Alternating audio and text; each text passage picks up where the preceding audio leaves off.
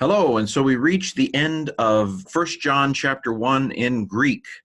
We've been doing this for 10 days now, and so this is for the Friday, and then we're going to take the weekend off, and we'll be back with First John chapter 2 on Monday.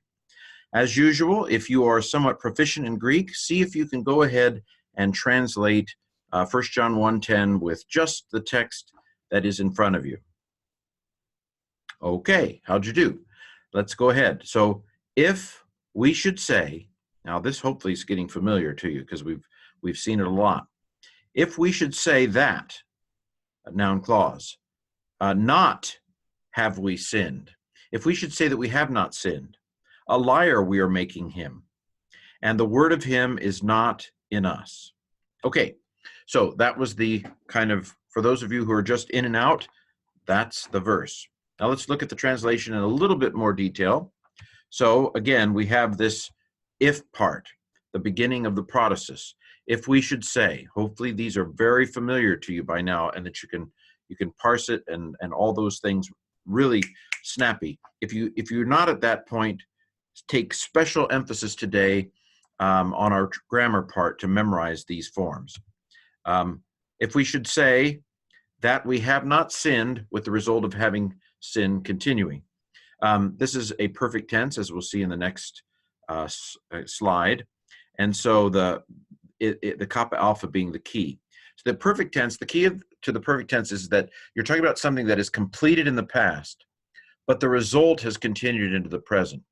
And if you remember on the day that we did 1 John 1:8, I said that 1 John 1:10 is the key, I believe, to understanding 1 John 1:8. 1 John 1:10 suggests that if we say that we have not sinned in the past, with the result that we have sin that needs to be cleansed. Remember 1 John 1:8 said, if we say that we do not have sin. It's not talking about the person who has asked God for forgiveness and their sins have been cleansed. It's talking about the person who says, I don't need Jesus to have died for me because I don't have sin. I don't have sin in the past that has continued into the present.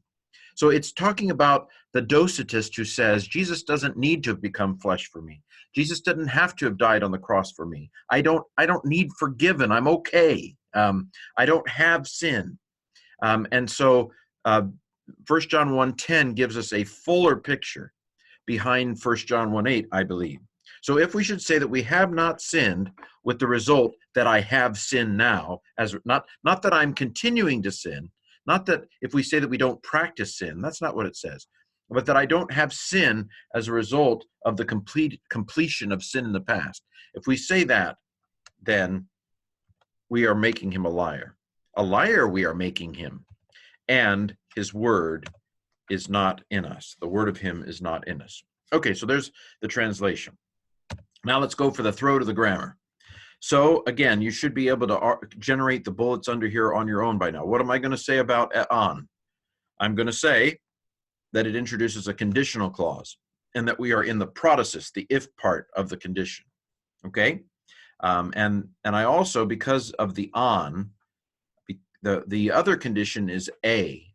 But when you put a on and you crash them into each other and you get a on, that's the iffy if. What's called the third class condition. The first class condition is just like, if you are the Son of God, throw yourself down. It assumes the truth of the condition. Second class condition is the contrary to fact. If I were a rich man, la da da da da da da. Okay, but the third class condition is the true iffy contingent condition. You know, if he comes, we'll go to lunch. That's the iffy if. And the fourth class condition involves an optative. It's not in a complete form. If we would find God by looking at nature, Acts 17. Okay, so this is the if part of the sentence. It's a conditional sentence, and we're in the protasis. Can you parse apomen by now? So the men tells you what? The men tells you it's first person plural, we, and that it's active. What does the omega tell you? The omega tells you it's subjunctive. What does the ape tell you? It's aping an aorist tense. What's the word it's from? It's an irregular aorist. It's a second aorist. It's from Lego. Okay, so hopefully you can, if you can't parse apomen by now, you need to take this moment and have an intense Greek moment and fry it on your brain. Okay, if we should say that we have not sinned. Now, what kind of a clause does hoti introduce? Again, you should know this by now. Stop and memorize all these things right now if you don't have it down. Hoti introduces a noun clause, a that clause. When hoti is translated because, it introduces a causal clause, because clause. But this is a noun clause. If we should say that, and we expect hoti with verbs like apomen, say that, it just flows, okay? And then let's parse hemartakemen. Again, what does the men tell me? The men tells me it's first person plural, we, and that it's active. What does the alpha tell me? Well, the vowel's not fried, so it's indicative. What does the kappa alpha tell me? Kappa alpha tells me it's perfect active. I should expect reduplication on the front. Now, I don't see kind of conventional reduplication, but I do see a long vowel. And vowels reduplicate by lengthening.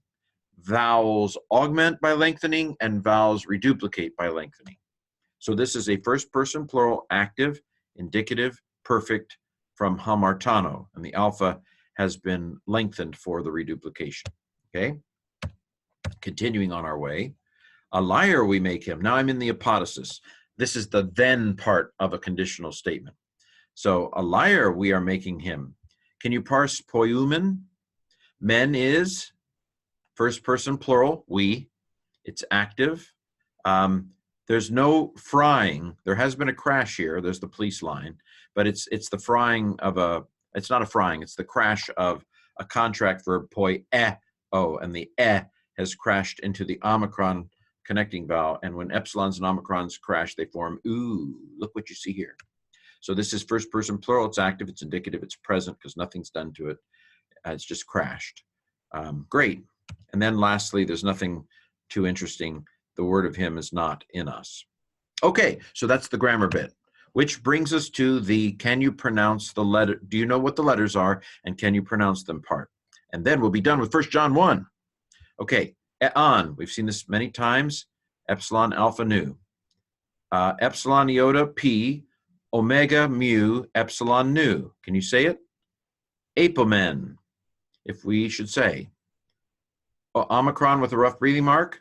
Tau iota, hoti. Omicron upsilon key, ook, that's a heavy knot. Well, it's not heavy in meaning, it's just the form has a key on it. Eta with a rough breathing mark, hey. Mu alpha rho, tau eta, kappa alpha, mu epsilon nu. Can you say it? Hemartakemen. Psi, epsilon, upsilon, sigma, tau, eta, nu. Can you say it? Psustain. P, omicron, iota, omicron, upsilon, mu, epsilon, nu. Say it. Poiumen. Alpha, upsilon, tau, omicron, nu. Auton. Chi, kappa, alpha, iota. Omicron with a rough breathing mark, ho. What is the word? It's the base word for the. That's where you look it up in the dictionary by this form. Lambda, omicron, gamma, omicron, sigma. Logos. Alpha, upsilon, tau, omicron, upsilon. Autu. Omicron, upsilon, kappa. Ook. Epsilon, sigma, tau, iota, nu.